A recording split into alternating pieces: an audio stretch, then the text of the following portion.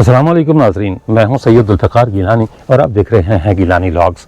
बहुत से मवर्रिखीन, मुहक्किकीन और मुसन्निफ़ीन का ये कहना है कि अगर हिंदुस्तान का यूरियन बादशाह अशोका द ग्रेट बुद्ध मत कबूल ना करता तो आज ये इतना बड़ा मजहब ना होता। अशोका द ग्रेट ने महात्मा बुद्ध के मरने के 218 साल बाद 281 कबल मसीह में जंग कालिंगा के मौके पर बुद्ध मत इख्तियार किया और जंगो जदाल से तौबा कर ली। उसके बाद उसने अपनी मुमलिकत के तूरो अर्ज़ में स्टूपा बनवाए, बुद्ध मत की तरवीज की और उन तालीमात को फ़रोग दिया जो उसने अमन और शांति के लिए लोगों को दी थी। कहते हैं कि पूरी मुमलिकत में उसने 84,000 से ज़्यादा स्टूपा बनवाए थे, जिनमें से वादी टेक्सला का सबसे बड़ा और सबसे पुराना स्टूपा धर्माराजिका भी शामिल है। मैं आज आपको वादी टेक्सला में धर्माराजिका के स्टूपा दिखाने के लिए लाया हूँ, जो यूनेस्को के तहत आलमी सकाफती और कुदरती विरसे में भी शामिल है।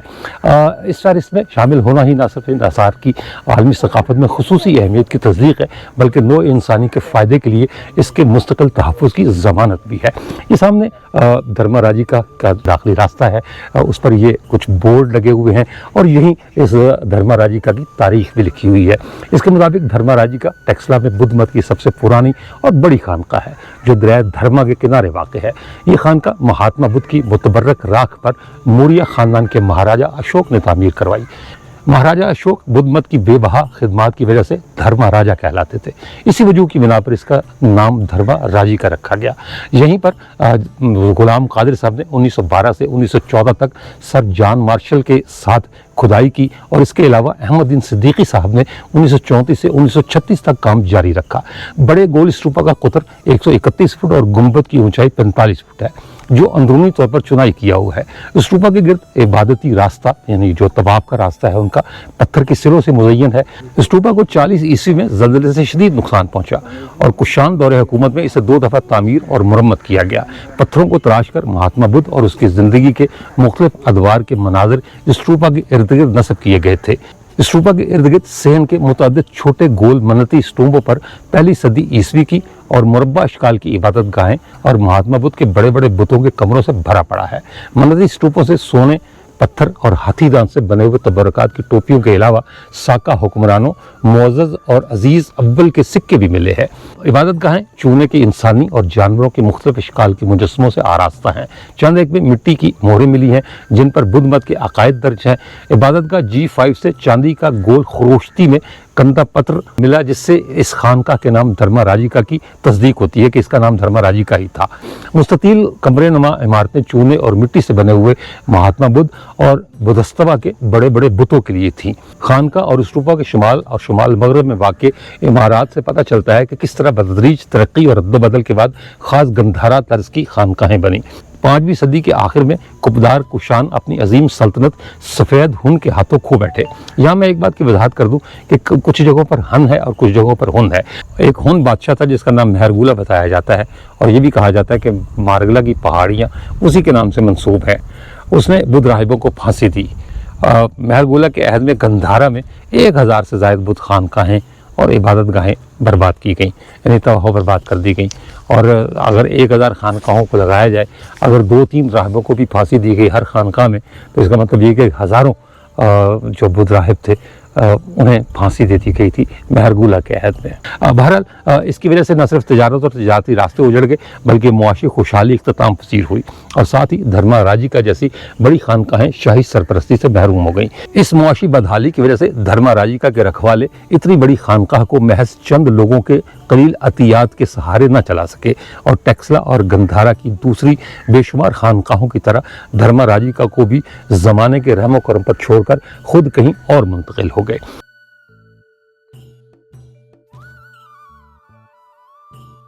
अपने नाज़रीन को एक खुसूसी पैगाम देना चाहता हूँ। व्लॉगिंग के इस तवील सफ़र में मैंने बहुत सी मुश्किलात का सामना किया, तवील सफ़र किए और हालात की सख्तियाँ बर्दाश्त की, लेकिन मैंने कभी भी अपने नाज़रीन से किसी किस्म का ताउन नहीं मांगा।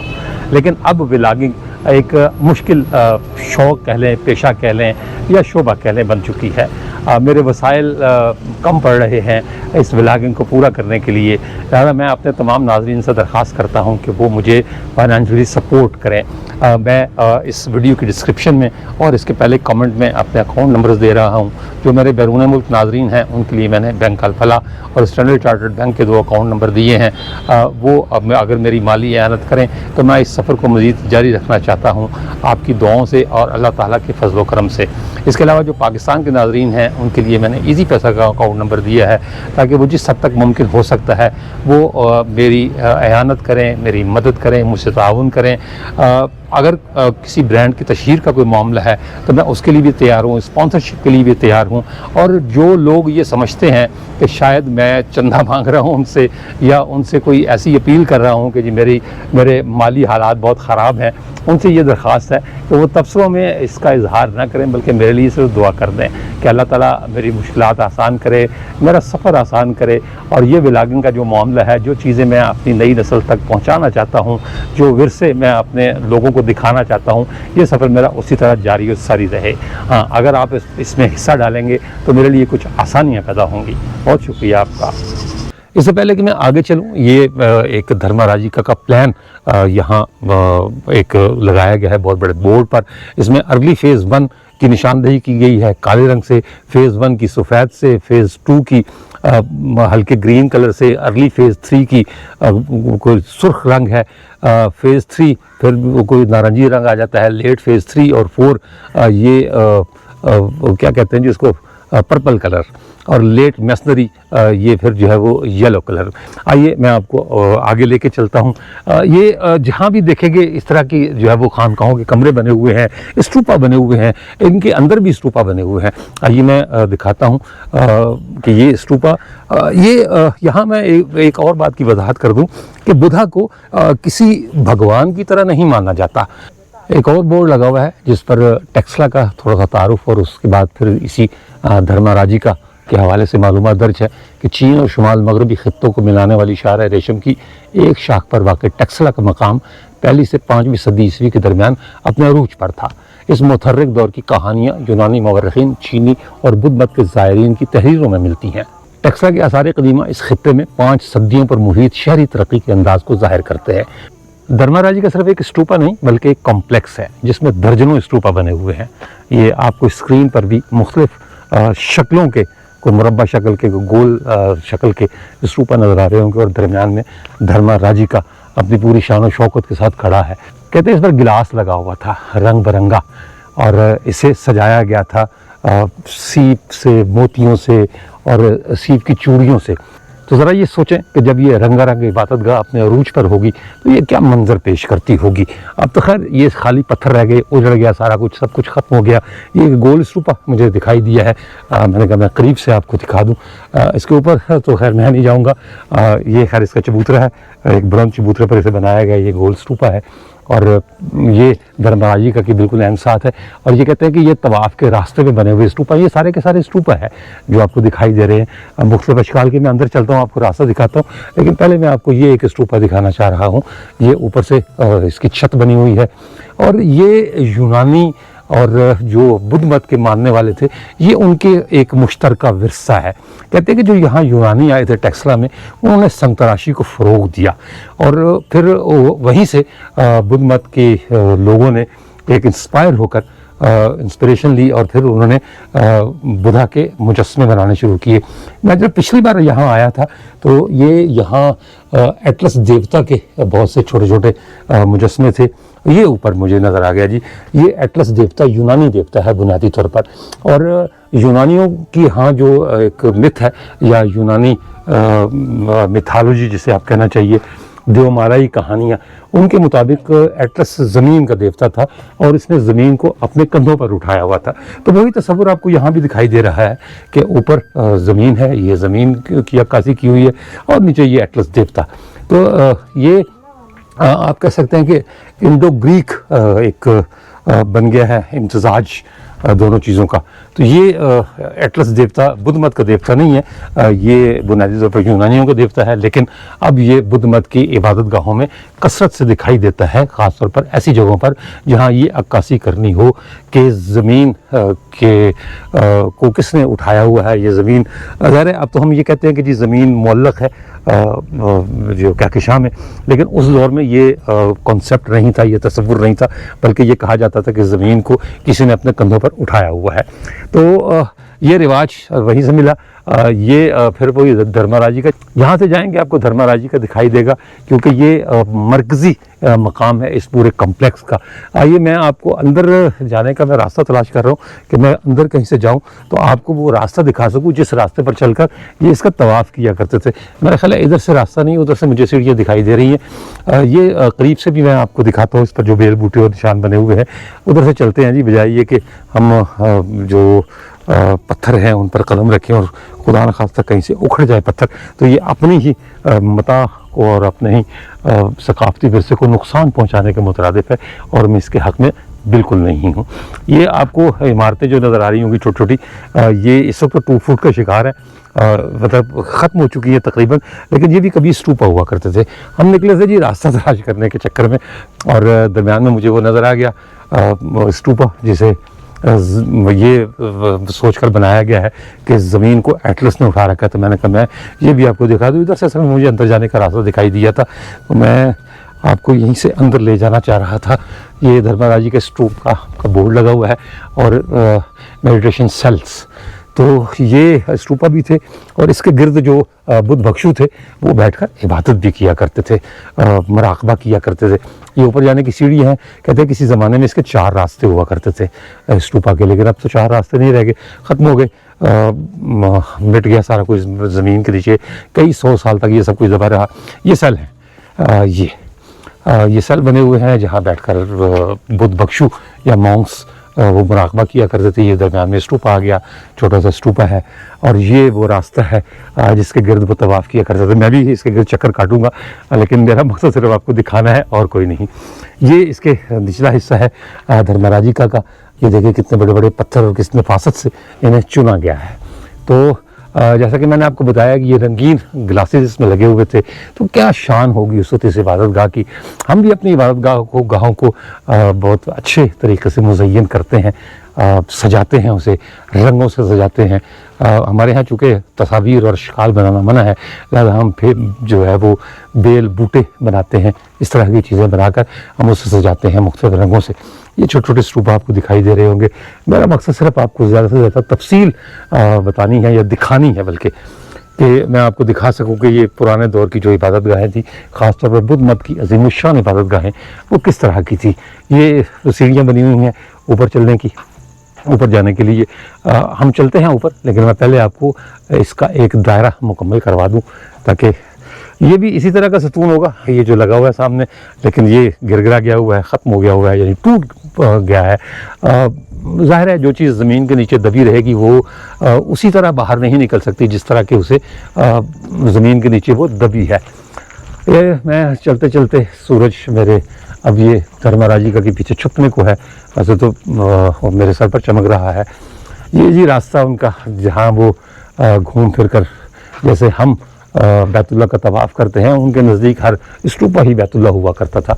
उसकी वजह यह है कि इसमें चूँकि बुद्धा की राख दफन तो होती थी हर स्तूपा में। कहा जाता है कि बुद्धा को मौजूदा उत्तर प्रदेश के इलाके कुशनगढ़ में जलाया गया था, यानी जो हिंदू मत से ताल्लुक़ रखते थे, लिहाजा उनकी लाश को जलाया गया था। 80 साल की उम्र में उनका इंतकाल हुआ, और अशोका ने वहाँ हाज़िरी दी। और शुरू में बुद्धा की जो खाक थी वो 8 मंदिरों में या 8 स्तूपा उनमें रखी गई थी, लेकिन जब अशोका ने बुद्ध मत कबूल किया तो अशोका ने वो 8 मंदिरों की राख वहाँ से उठाई और फिर उन्हें पूरी सल्तनत में तकसीम कर दिया। अगर एक शख्स की राख को 84,000 हिस्सों में तकसीम किया जाए तो आप खुद सोचें कि एक चुटकी बराबर राख भी किसी के हिस्से में ना आए। तो लेकिन अशोका ने उस राख को उन तमाम स्तूपाज में भिजवाया और उसे रखा गया। इसलिए कहते हैं कि हर स्तूपा में बुद्धा की कोई ना कोई चीज़ ज़रूर दफन थी। ये बाद में लुटेरे आए, जैसे इसी धर्मराजी का की ही बात मैं आपको बता दूं कि सर जॉन मार्शल ने जब 1913 में इसे दरियाफ्त किया या इसे ज़मीन की तह से निकाला, तो उन्होंने जो अपनी याददाश्त लिखी उसमें ये लिखा कि उनके से पहले भी बहुत से लुटेरे यहाँ से ख़जाना वगैरह ले जा चुके थे, जो यहाँ सोने के ज़रूफ रखे हुए थे। जैसे हम मन्नतें और चढ़ावे चढ़ाते हैं, ऐसे उनके यहाँ रिवाज था, वो भी मन्नतें और चढ़ावे चढ़ाया करते थे। तो बहुत सा ख़जाना वो लूट कर ले जा चुके थे। लेकिन इसके बावजूद अच्छा, इसका पता उन्हें कैसे चला? इसका पता इस तरह चला कि उन्हें कुछ रास्ते ऐसे खुफिया मिले जो ज़ेर ज़मीन रास्ते स्टूपा तक जाते थे। इसके बावजूद चांदी का वो बॉक्स सलामत रहा जिसमें बुद्धा की राख धर्मराजिका में रखी हुई थी। सर जॉन मार्शल ने पहले उसे टेक्सला म्यूजियम में रखा और फिर कहा जाता है कि उसके 3 हिस्से किए गए। एक हिस्सा पाकिस्तान के लिए रखा गया, एक हिस्सा सैलून भेजा गया जो उस वक्त भी बुद्ध मत का बहुत बड़ा मरकज़ था, और तीसरा हिस्सा बर्मा भेजा गया। उस ज़माने में, आजकल तो म्यांमार कहते हैं उसे, लेकिन उस ज़माने में बर्मा कहा जाता था उसे। तो ये 3 हिस्से किए गए। आज भी जो हमारा टेक्सला म्यूज़ियम है, इसमें बुद्धा के मुक़द्दस तबर्रकात मौजूद हैं, जिनमें उनके दांत भी शामिल हैं। तो ये सारी चीज़ें यहीं इसी धर्मराजिका से मिली। ये मैं एक और जगह पहुंचा हूँ, वोटिव स्तूपा, मन्नती स्तूप। ये मुख्तलिफ अंदाज़े तामीर है इनका। मैंने बताया कि चौकोर भी हैं, मुस्ततील भी हैं और गोल भी हैं। जैसे हम कहते हैं ना कि जी हमारी कोई मन्नत पूरी हो जाए तो हम ये करेंगे, हमारी कोई उम्मीद बर आए तो हम ख़त्म दिलाएंगे, या चावल तकसीम करेंगे, या कोई मस्जिद बनवाएंगे, या इस तरह की कोई भी चीज़, कोई भी मन्नत मानते थे। तो बुद्ध मत के यहाँ ये था कि उनकी जो मन्नत पूरी होती थी वो फिर स्तूपा बनवाया करते थे अपने किसी मरकज़ी स्तूपा के पास या शहर में। तो ये जो जितने भी स्तूपा आपको दिखाई दे रहे हैं, ये बुनियादी तौर पर मन्नती स्तूपा है। बुनियादी स्तूपा यही है, ये धर्मराजिका, सेल्स की एक और कतार, और इसके साथ 2 मज़ीद सेल बने हुए हैं। उनमें गौतम बुद्ध के पाँव रखे हुए हैं, बहुत बड़े बड़े पाँव। मेरा ख्याल है वो सामने वाला जो है उसमें पाँव है, इसमें भी है। इसमें देखते हैं कि अंदर क्या है। मैं 4 साल बाद आया हूँ। हाँ जी, इसमें भी पाँव हैं। ये बुद्धा के पाँव, ये बहुत बड़े बड़े उनके मुजस्समे थे, लेकिन मेरा ख्याल है कि ये खाली पाँव ही थे, इनका धड़ नहीं था। ये जो मुजस्समा है, ये मुझे लगता है कि शायद ये ऊपर से टूट गया है, लेकिन ये जो सामने बनाया गया है, ये सिर्फ उसके पाँव बनाए गए थे बुद्धा के, और ये जहाँ रखे हुए थे इसके ऊपर छत मेरा ख्याल बाद में डाली गई है, लेकिन ये पत्थर की दीवारें मुझे पुरानी नज़र आती हैं।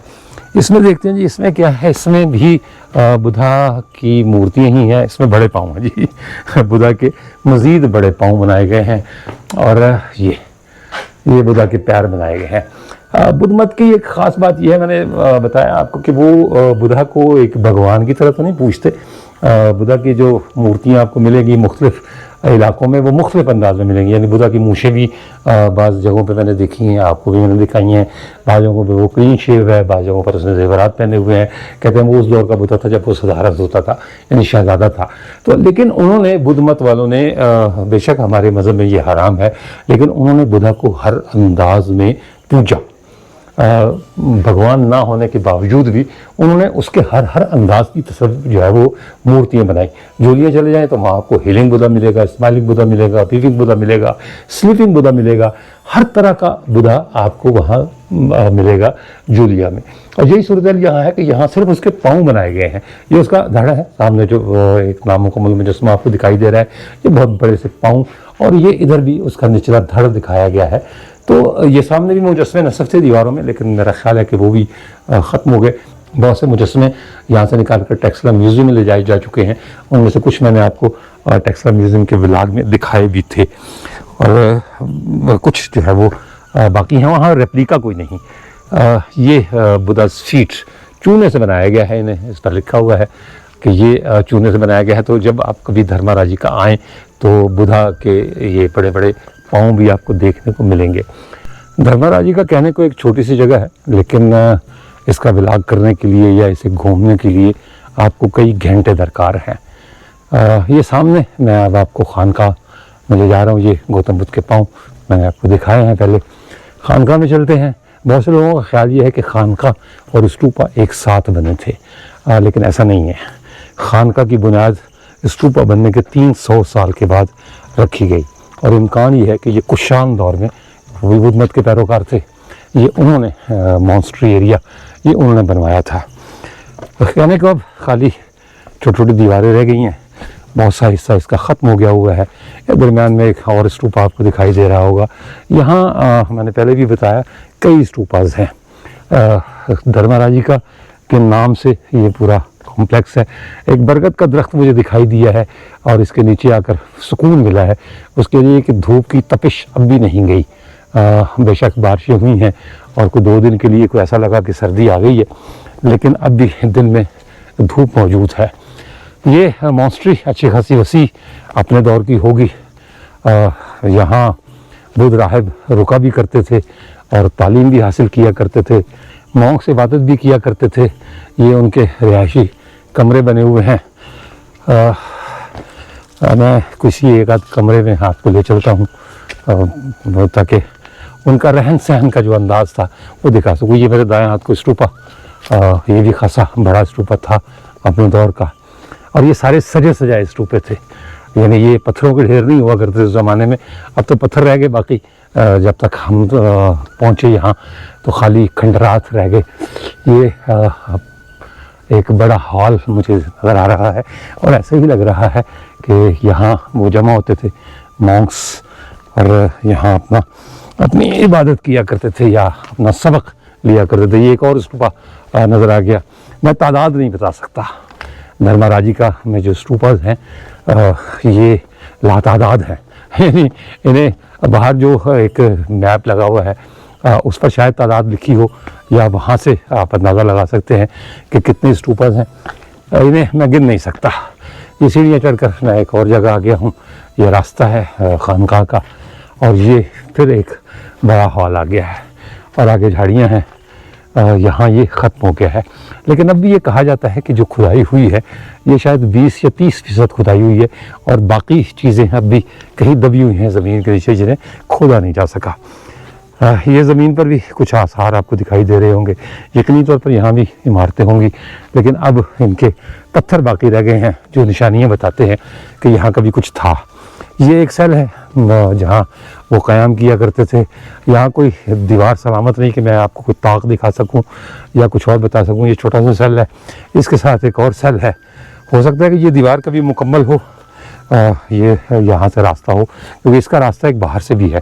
ये सामने रास्ता नज़र आ रहा होगा आपको, तो मुमकिन तौर पर यहाँ कोई रास्ता होगा, लेकिन अब नहीं है। मुझे एक चक्की का पार्ट दिखाई दिया है, वो भी मैं आपको दिखाता हूँ। ये 2 पार्ट हैं जी, बल्कि एक नहीं, ये कुछ और है। ये खाली पत्थर है, वो चक्की का पार्ट मुझे लग रहा है कि ये चक्की का पार्ट है। मुमकिन तौर पर ये हो सकता है किचन का इलाका हो जहाँ उनके लिए खाना वगैरह बनाया जाता हो, क्योंकि अगर उनकी रिहाइश का बंदोबस्त होगा तो खाने पीने का बंदोबस्त यकीनी तौर पर किया जाता और रहा होगा। ये मुझे ऐसा लग रहा है कि ये जो आपको मैंने दिखाया है ये ज़मीन पर, ऐसा लग रहा है जैसे ये तालाब हो किसी दौर में, तो यहाँ पानी ज़ख़ीरा किया जाता होगा ज़रूरत के लिए। अंदाज़े लगाए जा सकते हैं। मैं कोई माहिर आसार क़दीमा नहीं हूँ कि मैं उन्हें देखकर बताऊँ, सिर्फ आपको चीज़ें दिखा रहा हूँ और जो मेरा अपना अंदाज़ा है वो मैं बता रहा हूँ। तारीख़ तो मैंने आपको बता दी, अब मैं जगह आपको दिखा रहा हूँ। ये आगे झाड़ियाँ और ये एक छोटा सा सेल, ये सेल के अंदर ही एक जगह बनी हुई है। मुमकिन तौर पर जैसे हम बनाते हैं अपने घरों में सामान रखने के लिए अलग जगह, गोदाम कह लें, या कोई एक ऐसा कमरा जहाँ फालतू सामान रख दिया जाता है, तो ये उस तरह का कमरा मुझे लग रहा है। ये एक मैं चूँकि बुलंदी पर खड़ा हूँ तो यहाँ से आपको खानकाह का एक मंज़र मुकम्मल तौर पर दिखाई देगा। मैं यहाँ से कैमरा मूव करता हूँ ताकि आपको खानकाह का अंदाज़े तामीर समझ में आ जाए और ये पता चल जाए कि यहाँ कौन कौन सी चीज़ें बनी हुई हैं। ये दरमियान में वो स्तूपा मैंने आते हुए आपको दिखाया था, ये बरगद का दरख्त और ये सारा। और अब हम कहीं और चलते हैं। यहाँ जगह बहुत है धर्मराजिका में देखने के लिए, लेकिन आपको वक्त भी चाहिए और फिर व्लॉग एक हद से अगर तवील हो जाए तो मेरे नाज़रीन को खलता है। मेरे एक व्यूवर हैं, वो हर तबसरे में सिर्फ एक ही जुमला लिखते हैं कि अपना व्लॉग 25 मिनट का करें। प्यारे भाई, मैं 25 मिनट का करना चाहता हूँ, लेकिन जब जिन जगहों पर जाता हूँ वहाँ इतना कुछ बिखरा होता है कि वो 25 मिनट में सिमटता नहीं। अब मैं उन लोगों में से तो हूँ नहीं कि अंदर दाखिल हुए बताया कि ये धर्मराजिका है, स्तूपा है और ये सेल बने हुए हैं और आइए हाँ हम चाय पीने चलते हैं। तो इस तरह का व्लॉग भी हो सकता है, लेकिन फिर वो मामला बनता नहीं है। तो ये मैंने आपको और दिखाया। ये एक और बहुत बड़ा सा पार्ट रखा हुआ है, अब ये समझ में नहीं आ रहा है ये, लेकिन चक्की का पार्ट नहीं है, मुझे नहीं लगता कि ये चक्की का पार्ट होगा, ये कुछ और है। दूर से ऐसे ही लगता है कि ये चक्की का पार्ट है, लेकिन ये बड़ी चक्की चलाता कौन होगा सोचने की बात ये है। सीढ़ियाँ बनी हुई हैं स्टूपा पर जाने के लिए। आइए चले चलते हैं स्टूपा के ऊपर, देखते हैं। ऊपर है कुछ नहीं, लेकिन सिर्फ एक जुस्तजू आप कह सकते हैं कि ये स्टूपा के ऊपर। अब तो खैर पत्थर डले हुए हैं, लेकिन किसी ज़माने में ये बुलंद होगा, यहाँ भी वो सारा कुछ होगा जो मैंने आपको बताया कि जी सीप की चूड़ियाँ होती थी और सीप के बहुत से ऐसी चीज़ें ज़रूफ वगैरह बनाकर इन्हें सजाया जाता था। ये रंगीन हुआ करते थे। मैं जब टेक्सटाइल म्यूज़ियम गया तो मुझे जो मेरे गाइड थे उन्होंने मुझे बताया कि ये बुद्धा के जो मुजस्समे हैं ये इस तरह बेरंग नहीं होते थे, बल्कि ये रंगीन हुआ करते थे। एक आँख का रंग भी उन्होंने मुझे दिखाया, पता नहीं मेरा कैमरा उसे कैप्चर कर पाया या नहीं कर पाया, लेकिन उनकी आँख का रंग भी दिखाई दे रहा था, बुद्धा की आँख का। तो इससे आप अंदाज़ा लगाएं कि उन्होंने सिर्फ बुत नहीं तराशे, बल्कि उनमें रंग भी भरे। तो ये वापस आ रहा हूँ मैं खानका से, और फिर ये सामने मेरे धर्मराज जी का बड़ा स्तूपा और उसके गिर्द बने हुए छोटे छोटे वोटिव स्तूपा या मन्नती स्तूपा। मैं चल रहा हूँ उस तालाब की तरफ जिसमें पानी जमा किया जाता था, और उसके किनारे कुछ होल बने हुए हैं, सुराख बने हुए हैं, जहाँ वो मसाला या गारा तैयार किया जाता था जिससे बुद्धा के मुजस्समे बनाए जाते थे। ये मेरे दाएं हाथ को मेडिटेशन सेल्स हैं, यहाँ भी बुद्ध भिक्षु कभी बैठकर इबादत किया करते थे, मराकबा किया करते थे, और सामने उनके बिल्कुल ये धर्मराज जी का हुआ करता था जो उनकी तवज्जो का मरकज़ होता था। ये भी एक छोटा सा स्ट्रक्चर है, इसे दरवाज़ा भी लगा हुआ है, लेकिन मैं ये नहीं बता सकता कि ये स्ट्रक्चर किस चीज़ का है। ये चलते हैं देखते हैं। हाँ जी, बिल्कुल लगा हुआ है दरवाज़ा, और इसके अंदर कुछ मुजस्समे रखे हुए हैं। मेरे ख्याल दूसरी तरफ से हम देखते हैं चलकर। आइए इधर से देखें, ये दरवाज़ा बंद किया हुआ है, जालीदार दरवाज़ा है, लोहे के राड्स लगे हुए हैं। हाँ जी, इसमें मुजस्समे रखे हुए हैं जी बुद्धा के। ये उधर से भी यही नज़र आना था। ये बुद्धा के मुजस्समे बने हुए हैं, और मेरा ख्याल ये है कि ये शायद पुराना ही अंदाज़ है, कोई ये राहदारी थी आने के लिए। ये दरवाजे तो खैर बाद में लगाए गए हैं, राहदारी थी, राहदारी में से गुजरते हुए बुद्धा के मुजस्समे उनकी ज़ियारत करते हुए वो जो लोग भी यहाँ रहते थे वो यहाँ आया करते थे। तो ये तमाम हुआ, और मैं चल रहा हूँ अब उस तालाब की तरफ जिसमें पानी हुआ करता था, और उसके किनारे कुछ होल बने हुए हैं जिनमें मसाला तैयार किया जाता था बुद्धा के मुजस्समे बनाने के लिए।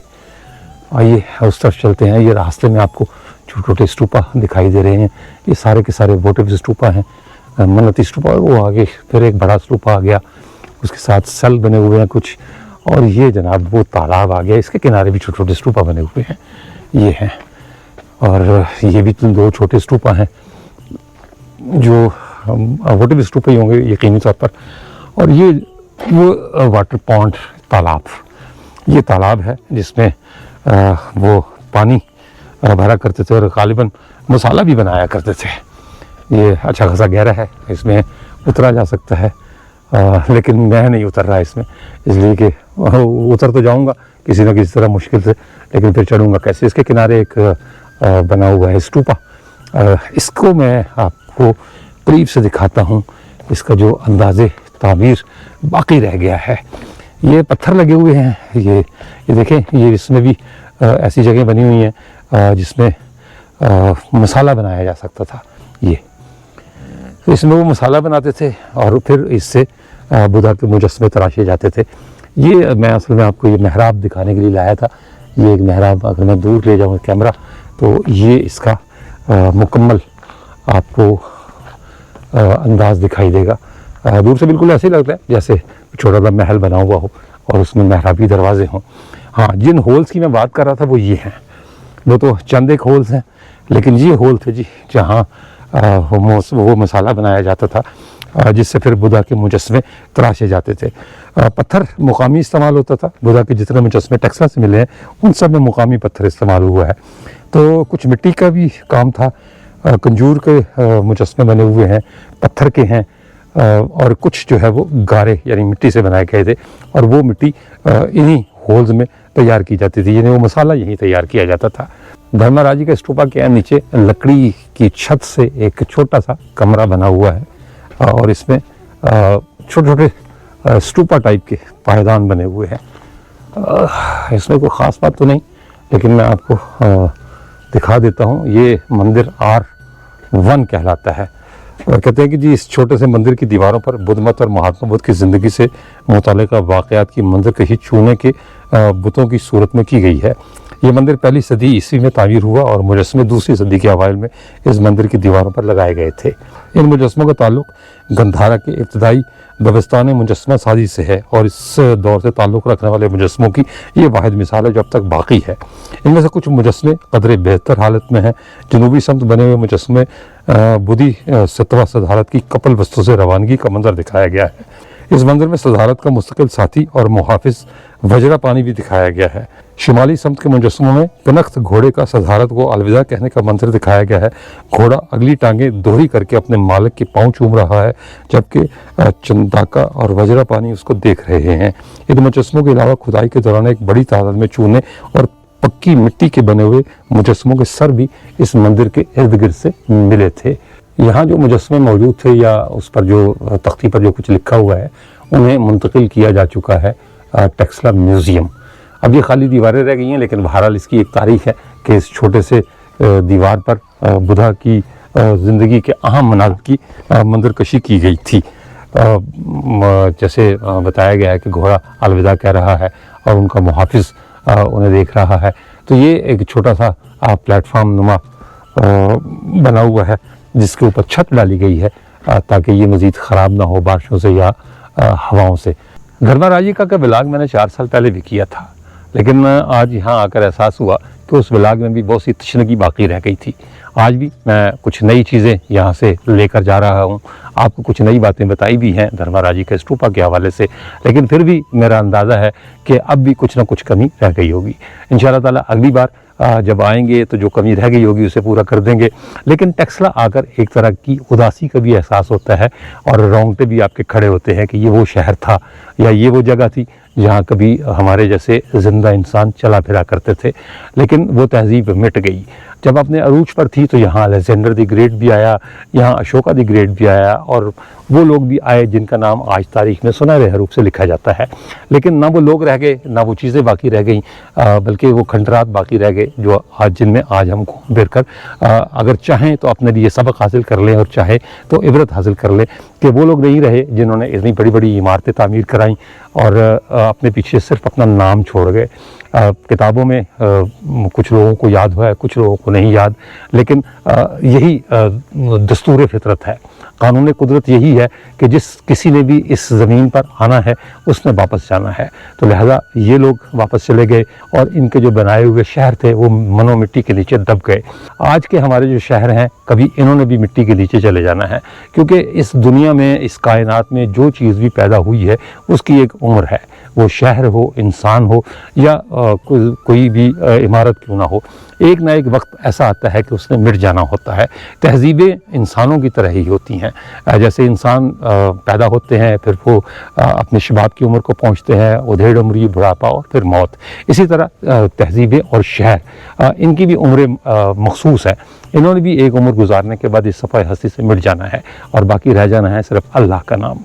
ये खंडरात हमें तारीख़ तो बताते हैं, लेकिन साथ ही ये सबक भी देते हैं कि हमें किसी भी लम्हे अपने ज़हन से ये बात फरामोश नहीं करनी चाहिए कि हर चीज़ को फ़ना है। इसके साथ ही इजाज़त दीजिए, इंशाअल्लाह ताला अगले व्लॉग पे दोबारा मुलाकात होगी। तब तक के लिए अल्लाह हाफ़िज़।